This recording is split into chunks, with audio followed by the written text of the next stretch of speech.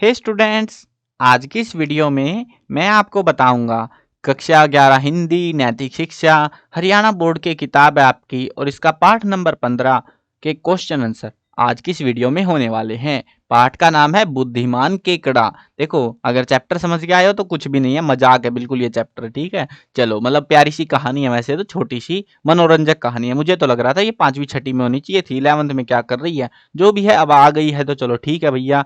अब शुरू करते हैं इस पाठ के प्रश्न उत्तरों को। मैं हूं अजय और आप देख रहे हैं सीसीएल क्लास। लेकिन हाँ, वीडियो शुरू करने से पहले बता देता हूं, आपको इस कंप्लीट बुक का सॉल्यूशन लिखा हुआ भी मिल जाएगा, वीडियोस भी मिल जाएंगी। तो वेबसाइट और प्लेलिस्ट दोनों का लिंक डिस्क्रिप्शन में है, जरूर से चेकआउट करना।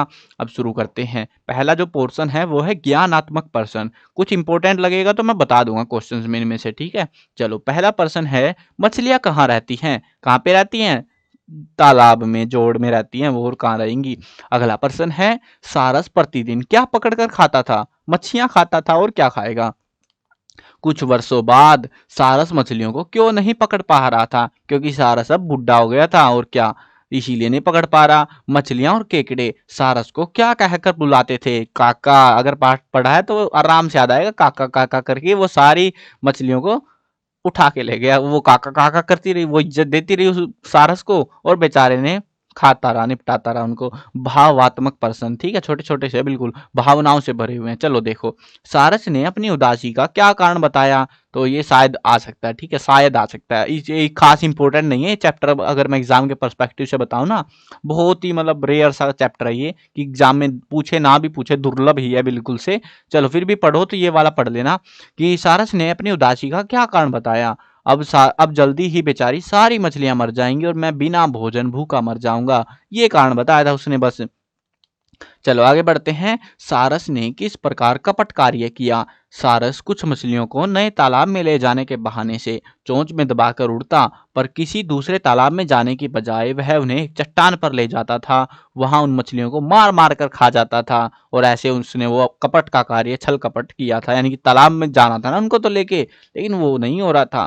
केकड़े ने किस प्रकार बुद्धिमत्ता दिखाई? ये आ भी सकता है शायद से, ठीक है। केकड़े ने कैसे दिमाग लगाया, कैसे बुद्धिमानी दिखाई? जब केकड़े को कहीं पर भी तालाब नहीं दिखा और सारस ने पत्थर पर मछलियों की हड्डियां देखी, तो वह समझ गया कि सारस उन्हें धोखा दे रहा है।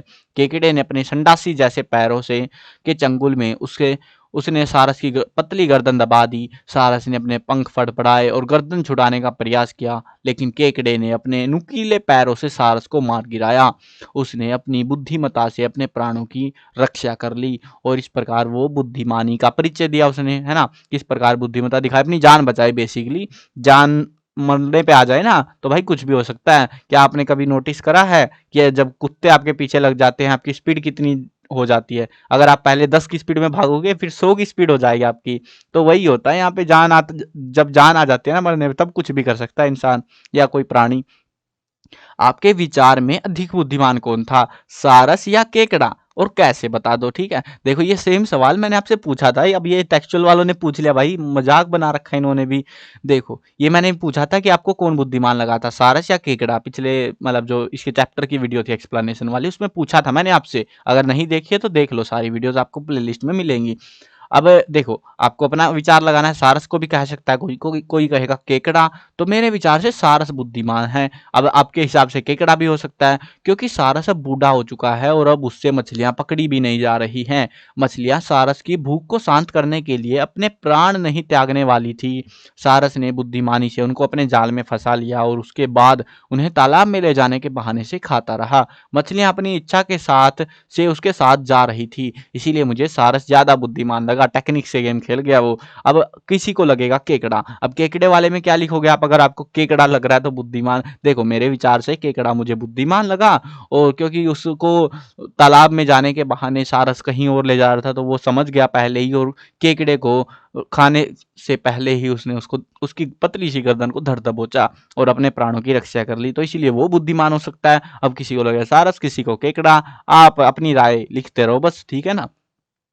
चलो, ये थे हमारे टेक्सचुअल क्वेश्चन। प्यारे से छोटा सा चैप्टर था यार, छोटे से टेक्सचुअल क्वेश्चंस थे ना। ये क्वेश्चन तो बिल्कुल नहीं आने वाला, कभी भी नहीं आएगा एग्जाम में। चलो, मिलते हैं नई वीडियो में। Bye bye.